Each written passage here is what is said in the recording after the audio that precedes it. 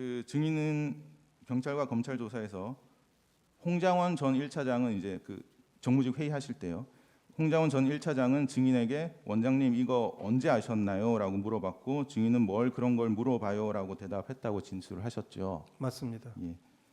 그 만약 증인이 비상계엄 사실을 사전에 몰랐다면 저도 몰랐습니다. 비상계엄 직전에 알았습니다라고 대답하면 되는데 언제 알았는지 대답하지 않고 물어오지 말라는 식으로 대답한 이유가 뭔가요?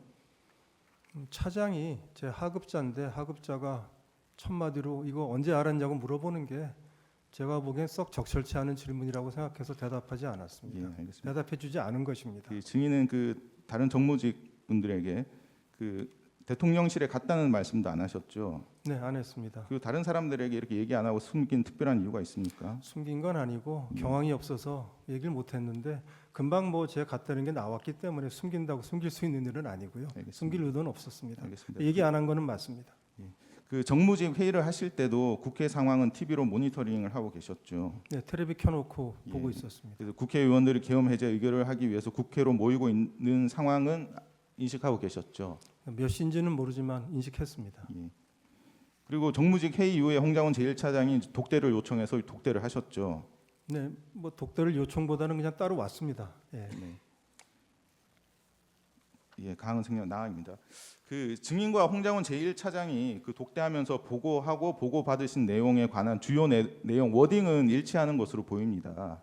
그 증인이 홍장원 제1차장으로부터 대통령이 홍장원 차장에게 직접 전화를 했고 방첩사를 도우라고 지시했다는 사실은 보고 받았고 그 이후에 이재명 한동훈을 잡으러 다닐 것 같다라는 말을 들은 것은 사실이죠.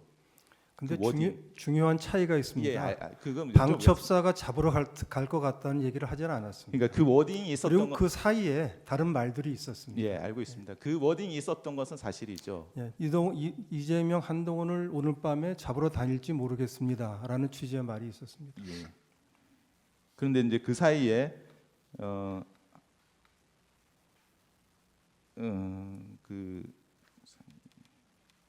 그 사이에 이제 홍장원 차장이 증인에게 뭐 회의할 때부터 원장님 안색을 살폈는데 뭐 생각이 많으신 것 같다. 추가 지침 하실 거 없으신가요? 이렇게 물어보고 증인은 이제 내일 아침에 얘기하자고 하시고 그 다음에 이제 한동훈 이재명을 잡으러 다닐 것 같다 이런 말을 했다는 것이죠. 그 정무직 회의 때 제가 차장들한테 쭉 물어보니까 이 차장이 얘기한 것 말고는 사실은 아직 준비들이 안 돼 있어서 우리 기조실장 같은 경우에는 법령이나 매뉴얼을 찾아봐야 될 것 같습니다라고 얘기를 해서 그러면 각 부서에서 비상계엄 하에 국정원이 하도록 되어 있는 일이 뭔지를 좀 파악을 해가지고 내일 아침에 다시 모여서 회의를 하자고 했습니다. 예, 그 똑같은 얘기를 예. 1대1을 만났을 때도 또 했습니다. 홍장원 예, 차장한테. 알겠습니다. 그 증인은 계엄 직후부터 이제 12월 18일 경찰 첫 조사를 받기 전까지는 국회와 언론에서 12월 3일 밤에 홍장원 차장과 독대해서 홍장원 차장으로부터 보고받은 사실 자체를 부인하셨었죠. 아, 그렇지 않습니다. 제가 대통령의 체포 지시를 받았다든지 방첩사령관 전화해가지고 체포 명단을 받았다든지 이런 걸 보고받은 적이 없다고 제가 부인했습니다.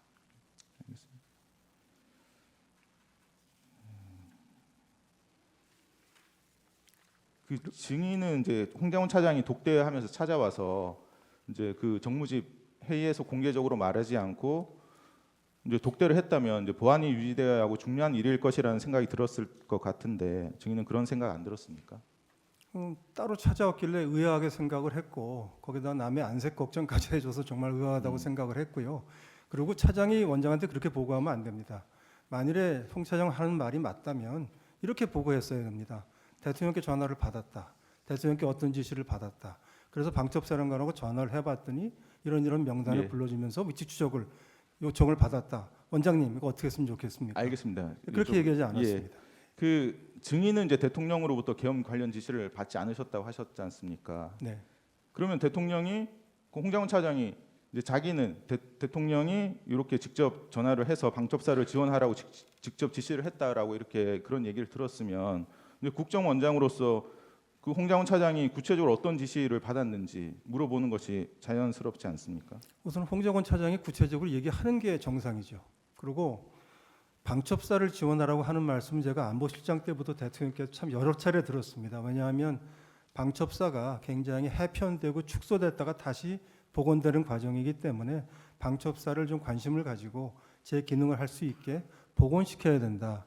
이 얘기를 제가 사실은 안보실장 할 때도 뭐 제 기억에는 몇 번을 들었기 때문에 새삼스럽게 느껴지지 않았습니다. 근데 잠시만요. 그게 이날 이 보고받았다는 시점이 이제 계엄 선포되고 1시간 남짓 지난 시점이에요.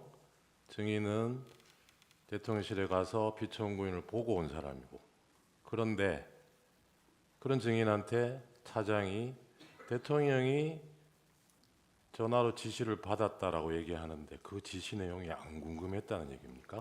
우선 첫째는 제가 보고 왔는데 차장한테 전화를 주셨다니까 제가 무슨 말씀을 하시려고 전화를 주셨나 궁금하게 그러니까요. 생각했습니다. 그게 당연하죠. 근데 뭐 방첩사를 지원하라고 했다고 하니까 제가 늘 듣던 얘기라 그런 말씀하시려고 전화를 하셨나라고 생각했습니다. 그러면 그 증인 말로는 그리고 그거하고- 사실 전화를 언제 했다는 얘기도 안 했습니다. 그러니까 저는 그 다른 앞에 방첩사 지원하라는 얘기하고 뒤에 이재명 한동훈 잡으러 가기를 했다는 얘기하고 이 다른 맥락으로 이해를 하셨다는 건데 제 입장에서 들으면 그 두 개를 연결할 수가 없고 그런 일이 그러니까 생길 거라고 그 생각할 수가 없습니다. 시점에라도 이재명 한동훈 이름 나왔을 때도 이게 앞에 맥락이 같은 맥락인지 대통령 지시에 그게 포함되는 건지 그 당연히 확인하셨어야 될 것 같은데 그거 어떻게 제가 보기엔 넘어가죠? 당연히 보고를 했으면 알아들었을 텐데 이렇게 얘기했습니다. 앞에다가 대통령 전화를 받았다. 그래서 뭐 방첩사를 도와주라고 했다. 그다음에 조금 있다가 뜸을 들이고 근데 안색을 쭉 살폈는데 좀 뭔가 추가 지침을 좀 주셔야 될 게 뭐 있느냐 또 뭐 없다고 하고 우리 이미 얘기한 대로 내일 아침 다시 얘기하자고 하니까 또 한참 있다가 알겠습니다. 그런데 이재명 한동훈 잡으러 다닐지 모르겠습니다. 오늘 밤 이렇게 얘기를 하니까 저는 어떻게 보면 밖에서 생각할 수 있는 좀 뜬구름 같은 얘기를 지금 한다고 느꼈습니다. 네, 알겠습니다. 제가 알아듣게 예. 보고를 해줬으면 참 좋았을 거라고 나머지 생각합니다. 생각하고 16조의 다항입니다. 그 증인은 12월 3일 22시 55분부터 57분경 사이에 피청구인과 보안폰으로 통화를 하셨죠. 뭐 다시 한번 말씀. 22시 50, 그 11시 직전. 예, 맞습니다. 직전에 그 피청구인하고 전화 한번 예. 했습니다. 예. 그 이제 홍장훈 차장은 그 직전 22시 53분에 통화를 했습니다. 피청구인하고 그때 이제 피청구인으로부터 다 잡아들이라는 지시를 이제 받았는데 그 직후에 증인과 통화를 했으면 증인도 동일한 지시 받았던 거 아닌가요? 아닙니다. 받지 않았습니다. 저 어떻게 하시겠습니까? 예, 하고 예. 나중에 하겠습니다. 재주시문 하십시오.